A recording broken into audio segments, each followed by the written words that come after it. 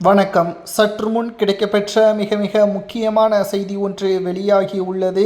தேர்தல் முடிந்த பிறகு திமுகவின் வேட்பாளர்கள் தலைமறைவு. நண்பர்களே, இந்த வீடியோவிற்கு ஒரே ஒரு லைக் மற்றும் சப்ஸ்கிரைப் பண்ணிருங்க.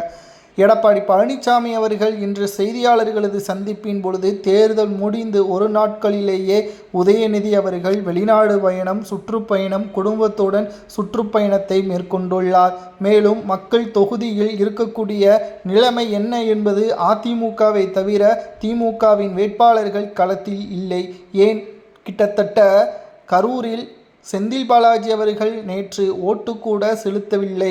தேர்தல் பணிகள் முழுவதுமாக எங்கே திமுக தோல்வியடைந்து விடுமோ என்ற அச்சத்தில் ஒவ்வொரு தெருக்களிலும் திமுக பணப்பட்டுவாடாவில் ஈடுபட்டது என்பதையும் கோவை தெற்கில் நாம் அனைவரும் அறிவோம் என்பதையும் எடப்பாடி பழனிசாமி அவர்கள் செய்தியாளர்களது சந்திப்பின் பொழுது தெரிவித்துள்ளார். தேர்தல் முடிந்த நிலையில் திமுகவின் வேட்பாளர்கள் தலைமறைவாக இருக்கிறார்கள். ஒவ்வொரு தொகுதிகளிலும் திமுகவின் வேட்பாளர்கள் இல்லை என்ற தகவல்தான் கிடைக்கப்பெற்றுள்ளது. அது மட்டுமல்ல, தேர்தலுக்கு பிந்தைய கருத்து கணிப்பில் அதிமுக சுமார் 155 முதல் 165 தொகுதிகளை பெறும் என்றும், திமுக ஒட்டுமொத்தமாக 68 முதல் 75 தொகுதிகளை பெறும் என்றும், தமிழக வெற்றிக் கழகம் 1 முதல் 4 தொகுதிகள் வரை வெற்றியடையும் என்றும் தகவல்கள் தேர்தலுக்கு பிந்தைய கருத்து கணிப்புகள் வெளியாகியுள்ளது. இந்த முறை நிச்சயமாக திமுக மக்களால் புறக்கணிக்கப்பட்டுள்ளனர். அது மட்டுமல்ல, தமிழ்நாட்டில் எடப்பாடியார் முதல்வராக பொறுப்பேற்பார் என்ற தகவல் தேர்தலுக்கு பிந்தைய கருத்து கணிப்புகளும் வெளியாகியுள்ளது.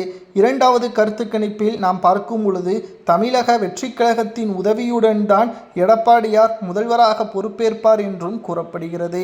ஆனால் தேர்தலுக்கு முன்னாடி திமுக மட்டும்தான் வெற்றியடையும் என்று சுமார் 15 நிறுவனங்கள் வெளியிட்டுள்ள கருத்து கணிப்புகளை மக்கள் அனைத்தையுமே தனது வேட்பாளர்களுக்கான ஒட்டுமொத்த எதிர்ப்புகளை தெரிவிக்கும் விதமாக சுமார் 85% வாக்குகள் பதிவாகி தமிழ்நாட்டின் அரசியலில் ஒட்டுமொத்த ரெக்கார்டாக பதிவு செய்துள்ளது. இந்த முறை திமுக ஆட்சி அமைப்பது கடினம். அதே சமயம் அதிமுக தாவேகா கூட்டணி வைத்து ஆட்சி அமைக்கலாம் என்ற பெருவாரியான கருத்து கணிப்புகளும் தேர்தலுக்கு பிந்தைய கருத்து கணிப்புகளும் வெளியாகியுள்ளது.